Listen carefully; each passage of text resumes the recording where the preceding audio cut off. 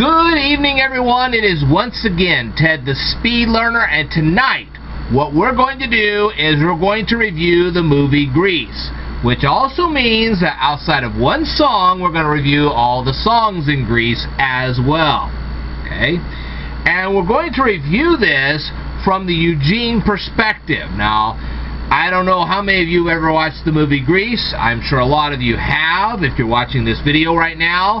But the thing is that a lot of people cover this from the Sandy perspective, the Danny perspective, the Rizzo perspective, but never really the Eugene perspective. We're going to cover that here tonight. But before I do, I wanted to let you know that right now I'm running a live stream. That's why I'm at an angle right now.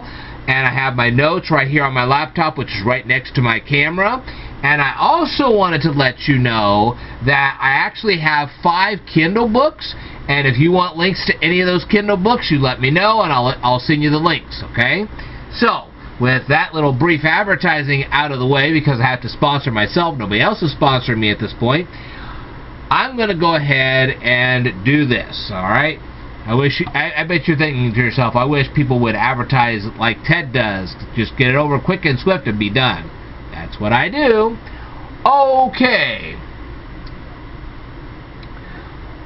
I want you to go ahead, if you're on a streaming service, go ahead and start the movie. Otherwise, if you have a DVD, start the DVD and just follow along as I ask these questions. I'm going to start by asking a bunch of questions like I do on every single one of my reviews, and then I'll tell you what I think about the movie. Alright. When the movie starts, there are 2 people, which would be Danny and Sandy. They are walking along the beach. Running would be more like, but okay. We are to assume that they are walking on a beach next to the Pacific Ocean, but that is never, quote, specified. Okay? I mean, it's a big body of water. I'm assuming that that's the Pacific Ocean, but it may not be. Who knows? But I'm pretty sure it probably is. Anyway, if you guys want to clarify that, you know, say, hey, man, Rydell was on the beach of the Pacific Ocean, go ahead. Anyway. And I have to ask, right off the bat, you're telling me that there was nobody else at that time of night walking or running across the beach other than Danny and Sandy.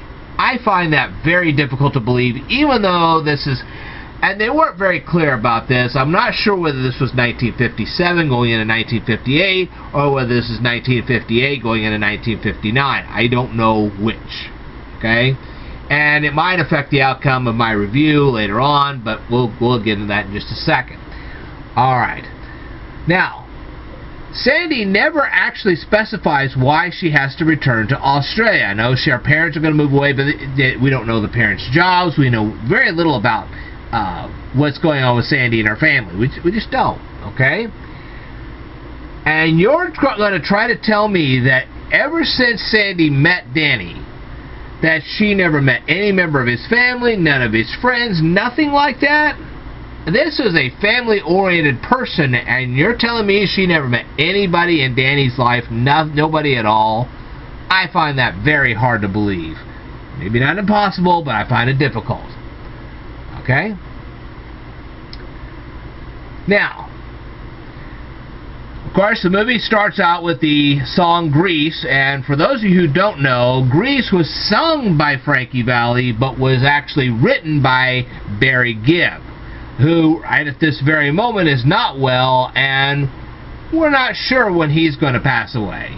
He's lived an awful long time, so I mean, it could be this year, it could be next year, it could be 5 years from now, we don't know, but he's not really well right now, and it's not looking good, let's just say that. Okay? Now, according to the lyrics of the song Grease, okay, I'm just addressing the person in the song, okay? What problems did you solve? What light did you see? What are you feeding the loving thing? Can't you be who you are without believing in who you are? Why do you think they don't understand? What are their lips lying about? Why is Grease the word? How will you stop the fight? What time, place, emotion are you referring to? Now, the word conventionality is derived from the Latin prefix con, which means together, and the Latin word venire, which means to come or approach. So this word means to come to some kind of an agreement. So why are you throwing away a collective agreement? Why do you think your life is an illusion? What trouble are you facing, and why are you so confused? Okay, those are the questions I would ask. Well, I suppose I could ask Frankie Valli if he was still alive. I suppose I could ask Barry Gibb if he's well enough to answer the questions. Who knows? But somebody needs to be asked those questions.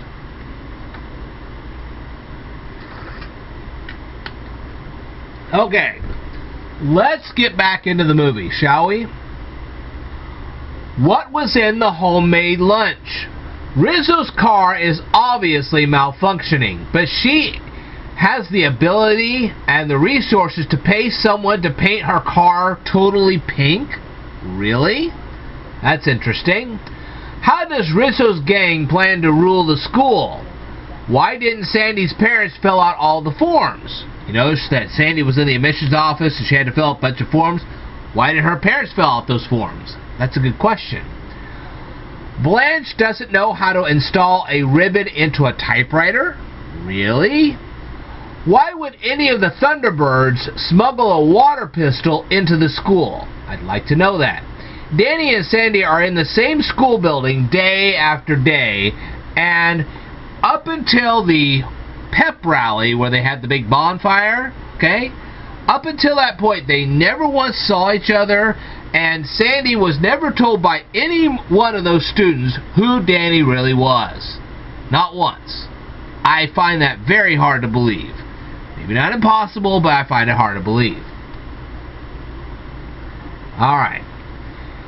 And Danny doesn't ask Kenickie more questions about the girl he saw in the admissions office, which happened to be Sandy? Really? With enough details, Danny himself could have figured out it was Sandy. Alright, let's go into the lyrics of the song Summer Lovin'. In which leg did she get a cramp? If she was swimming, then why was her suit dry? What did Danny do to show off? What was his bowling score? Where did you stroll?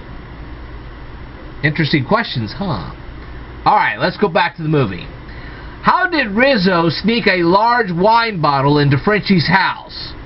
Okay. Now, if this had been Rizzo's house, probably her parents wouldn't have noticed because they probably wouldn't have cared. But this is Frenchie's house, not Rizzo's house. Frenchie's parents probably were more family-oriented, so getting that bottle of liquor into that house, yeah, okay? And what brand of wine was Rizzo and the gang drinking? That's a good question. Now, I know at this point you're probably sitting there going, well, where is his review of Hopelessly Devoted to You? Okay, for those of you watching this video, I'm going to put a hyperlink down here because I previously reviewed that song, and you can watch that review all to your heart's content. Thank you very much. Alright. Now, let's return to the movie. Okay, Sandy never asked Frenchie what she learned in beauty school at all. And Sandy never asked Danny about his place of employment. I mean, here they were on the beach at the beginning of the movie, and she never asked Danny where he was employed. Really, I doubt that seriously. Okay? Now, you have Sandy, she goes outside, she's singing Hopelessly Devoted to You, and you see a little kiddie pool. Okay? Now that kiddie pool should indicate that Frenchie has siblings. Now when Frenchie's swimming in that pool, I can guarantee you that. Where are Frenchie's siblings? They're having a sleepover, please. Okay? Alright, now we have to stop again because we're going to review the song Look at Me, I'm Sandra D. I'm going to go ahead and ask some questions about that. Alright. I have little to say about the lyrics of this particular song. I will, however, focus on some of the names mentioned in the song. The first name mentioned is Doris Day. She starred with Rock Hudson in a movie called Pillow Talk. She often played wholesome, pure characters on movies. Okay, that's what she did. The next name mentioned in the song is Annette Funicello, and for anybody that knows, she was one of the original Musketeers. Okay, she also played wholesome characters on television and in the movies a lot of times. Now, the final name mentioned in the song is Troy Donahue. He co-starred with an actress named Sandra Dee, and I think that's where they get the name Sandy for this Sandy Olsen. Okay? Now, the name of the movie in which Troy Donahue and Sandra Dee starred together was A Summer Place. So you guys can check all that out. If you want to give me some feedback on any of this, please do. I'd love to hear your feedback. Okay? But we got to return to the movie at this point. Now, there are several things I'm going to go ahead and grant. First of all, I will grant you that back in those days, young men and women would seek out isolated places so they could, quote, make out. But there were so many vehicles in this place. You have to keep that in mind. And not one single police officer was patrolling and making sure everything was okay. We never saw that in the movie. Especially when the Scorpion car came in. You're telling me not a single police officer checked that out? Please, I'm rather doubting this, but okay. Now then, we go to the next song. It is Greased Lightning, and I'm going to go through the lyrics. And in this thing, it's not so much the lyrics I'm going to get into, but what those lyrics were saying. Okay? There were a lot of car parts mentioned in the song. There are some things that are also mentioned in the song that I will not get into in this video, but there are some car parts that are mentioned in the song. There are people out there that we don't fix cars, okay? We just don't. And so for us, we would have no frame of reference as to what they're going to do to this car. I mean, when they first get the car, it's a trash heap. So they're going to put a lot of tender loving care in this car, okay? Now, let's discuss this car part. These car parts. This car probably had or would have an automatic transmission, and this is a reference to the word hydromatic. As for the word systematic, I'm not entirely sure. I did perform a quick web search that turned up very little details, so perhaps somebody watching this video right now can clarify this particular term for all of us. If you can, feel free to leave a comment down below in the comments. Okay? The overhead lifters were used to lift the car from the ground without having to use a car jack. My research indicates that they were planning to install a 4-barrel carburetor. If you want to clarify this further, please feel free to leave a comment down below. Then, fuel injector cutoffs are mentioned. Perhaps they plan to replace the 4-barrel carburetor with a fuel injector cutoff. I'm not sure if this technology I'm not sure if this particular technology had been fully perfected in the cars of the late 1950s or early 1960s, but I'm guessing that's possible. Anybody wants to clarify that, leave some comments down here in the comments below. The next car part mentioned is a chrome-plated rod. This could be a reference to a piston rod which was plated in chrome. Interesting concept. The 4-speed on the floor could be a reference to the automatic transmission. Remember the word hydromatic? I wonder what they are referring to when they mentioned the quarter mile. Was it some kind of a racetrack? Was it just a stretch of road? Considering the reference of the heat lap trial in the very next lyric, it could be some kind of racetrack. I don't know. The purple taillights would be a very fancy thing on a car in the late 1950s. The song then references the GMC Palomino. The dash of this automobile must have been very fancy, according to the lyrics of the song. And that's apparently why they wanted to use them. Okay? But if anybody wants to clarify any of that, go ahead and do that down here in the comments below. Now, let's go back to the movie. At this point, I have to grant a few things. Okay? I'm going to grant the following. I'm sure that Danny and Kanicki were friends with Mrs. Murdoch. That's how they acquired access to the school shop room. And most of the Thunderbirds probably had jobs. Not all of them, apparently, because there were a couple of them that didn't, but I'm sure there were a lot of them that did.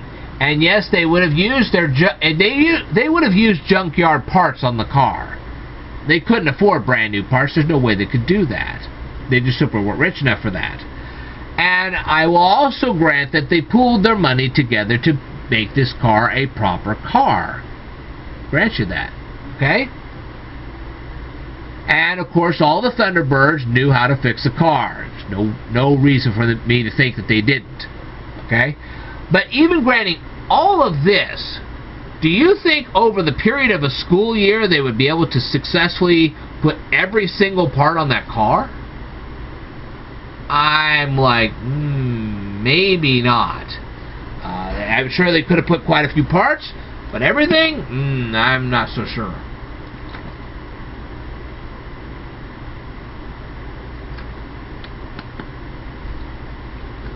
Okay. In the next scene, you have the Scorpions in their car driving down the road very recklessly, almost hitting a bunch of pedestrians. And you're telling me not one single police officer pursued them or pulled them over or gave them a ticket or pulled them out of the car and arrested them? I find that very tough to believe. Okay, we're talking 1957, 1958. The cops were a lot harder than they are today. So, I find that very hard to believe. And I know a lot of people that will stand there and say that Sandy herself had a very weak persona and was basically kind of a pushover. But I'd like you to notice something. Notice the sharp rebukes she delivers to Danny at the diner. And this is not the only time you see this. She sharply rebuked him at the movie theater. All throughout the movie, if you're really paying attention, she sharply rebuked him over and over again. So having a weak character and being a pushover, not so fast. Now, I think she was a lot more in control of the situation that everybody's leading on. That just doesn't sound like Sandy to me. I was watching very carefully. I was like, she's got more psychological control than everybody's giving her credit for. So, yeah, I'd be like, right. Okay? Now, you're telling me in 1957 or 1958 that Danny, having watched probably more than a dozen sports events, and definitely they had a basketball court on the actual campus of Rydell High. He knew what a basketball was, and you're telling me he didn't know the rules of basketball? He might not know every rule, but he probably knew several of them. So I don't believe that. Okay. Well, now we have to go into yet another song. This was Beauty School Dropout. These are the questions I have for the lyrics. How do you miss your midterms in beauty school? I'd like to know that. And Frenchie had plastic surgery? Really? And if you like to style hair, why would you pursue a career as a stenographer? That didn't make any sense at all. Alright? So despite the fact that she had curled bangs and fancy eyelashes, no one in the beauty business would hire her? Probably not the more professional shops, but I bet you could have found some two-bit job somewhere. They probably wouldn't have had her very long, but they probably would have hired her on the spot. Okay, but anyway, let's go back to the movie. Sandy and Danny are back on the dance floor. Suddenly a young man grabs Sandy and drags her off the floor. And you're telling me that not one single adult saw this and tried to stop it? This is 1957/58. There is no chance in heck that some adult didn't see that and tried to stop him. Okay, I don't believe that at all. And Sandy should have taken this guy to court and pressed charges against him. As a matter of fact, her family should have taken this guy to court and pressed charges. That guy should have been in jail. That's where he should have been. Okay, after a stunt like that, he should have been in jail. That's assault and battery. Okay, that's what that is. I don't care if he's a teenager or not. That was assault and battery, pure and simple. Even back then, they would have pressed charges against him on that. So, no, wrong. Okay, at the drive-in, Danny didn't know that his ring was stuck on his finger. Really? He had never tried to take that off until then? Please. I don't believe it. Okay? So. Alright, now we have to go into yet another song. This is the song called Sandy. Of course, John Travolta sang this. And here we go with the questions on the lyrics on this one. Danny is more worried about what his peers will say about him in high school on Monday than how Sandy felt at the moment she ditched him at the movie theater? Something's wrong with this kid.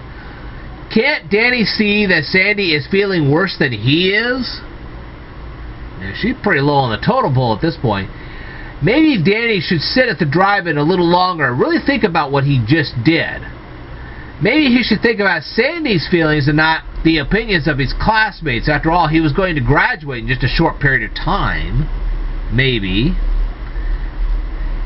Instead of focusing on how much Sandy hurt him, maybe he should have told her how helpless he was without her. That's something that she might like to hear. I mean, this guy, he has some problems. And why Sandy put up with him for as long as she did, I don't know. But anyway, let's go back to the movie. Sandy saw Sandy at Thunder Road. Okay? At that moment, why didn't he summon her or possibly chased after her? Why? He loved her, didn't he? Give me a break. Alright? Now, there is a Sandra Dee, Olivia Newton-John version, okay? And I'm going to ask some questions about those lyrics as well. What do you see that they don't see?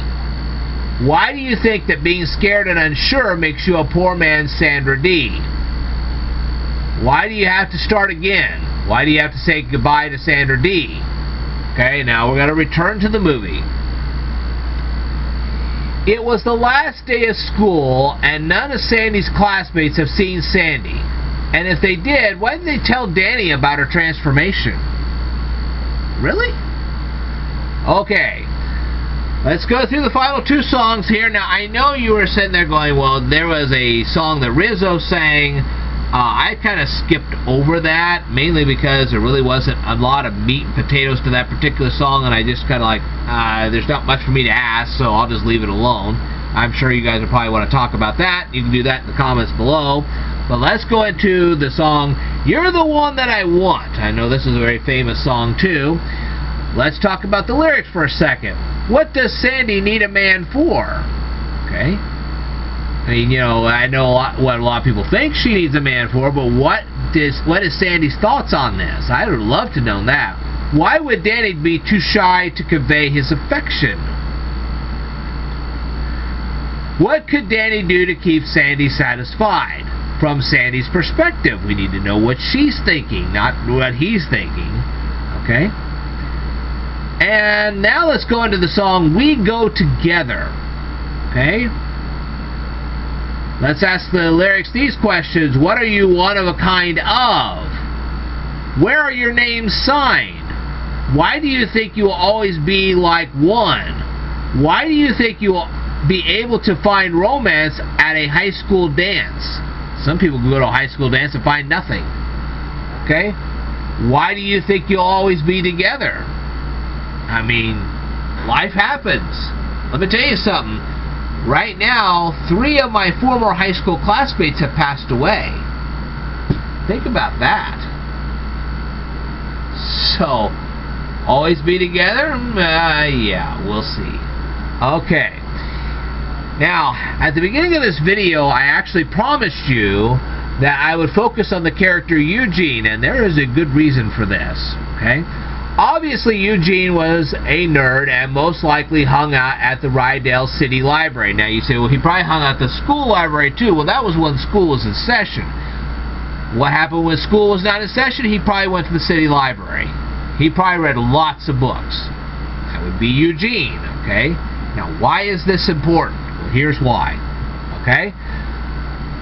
There was a guy in New York named Harry Lorraine. I'm sure you've heard that mentioned on my YouTube channel many times, okay? Harry Lorraine was approximately 31 years old while these people were going to Rydell High. Harry Lorraine actually published a book in 1957 entitled How to Develop a Superpower Memory. Let's see. Could Eugene have known about the existence of the book? I'm sure that Eugene read lots of periodicals. I mean, the guy was probably a genius. Okay, so it would have been nothing for him to read one periodical after the next. You have to keep in mind that after Harry Lorraine published his book, he put out full-page ads in many big-time newspapers. So it would be of no surprise to me if Eugene had seen any of those ads. It just wouldn't have surprised me at all. Okay?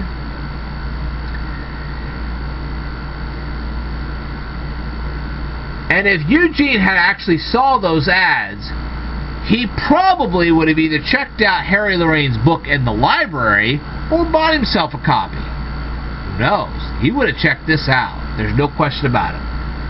Can you imagine how different this movie would have been if Eugene had read that book? And I have to tell you right now, it is 2022, and yes, Harry Lorraine is still alive. You're like, wait, what? Harry Lorraine's still alive? Yeah, he's almost 100 years old right now. I didn't say he was in the best of shape, but he's still alive. Alright. So, what did I think of the movie? Well, it's not the worst movie I've ever seen. Oh, I could name some movies that are really, really terrible, but this is not one of them. The acting of John Travolta and Olivia Newton-John was fantastic. The songs were okay, except for Hopelessly Devoted to You, which was a fantastic song. That is a #1 hit with me. It always will be, okay? But the thing is that my high school experiences were not the same as what you saw in the movie. I mean, yes, I'm more like the Eugene type, but I wasn't exactly like the Eugene type. I wasn't a total pushover, alright? And life was not exactly fun in high school. So, this movie is supposed to invoke good high school memories. Well, for me, that didn't happen. So, it's tough for me to actually enjoy the movie. I'm sure overall, a lot of people are going to like this. I just wasn't one of them. It was okay. I could definitely understand the characters. The plot wasn't bad at all. It was quite a decent plot. Did I feel that Sandy had to change herself to appease Danny? She didn't have to.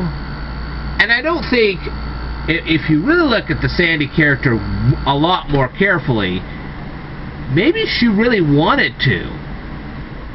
I don't think anybody was pushing her and peer pressuring her into doing this. I know that she was torn apart with her feelings for Danny, but I don't think anybody was saying, you better do this or else. I mean, after all, she's the one that went to Frenchie and said, I'd like to do this because I don't feel like that I could really be what Danny wants me to be unless I do this. So it's like, I'm getting the feeling that she really wanted to do this. She didn't have to do this transformation, but she did. Did that put her in a kind of a bad position? Maybe, maybe not. But I just got a feeling that Sandy was pretty much in control of the whole situation from second one. And I'm like, I don't think she was peer pressured enough to do it. I think her own feelings pressured her more than anybody else. So this was not a peer pressure thing. This was just more that she felt like that she really needed to do this. So I don't think people give Sandy enough credit. And there you go. Like I said, the movie would have been far more interesting if Eugene had gotten a hold of Harry Lorraine's book. I promise you the movie would have been a lot more interesting. But there you go.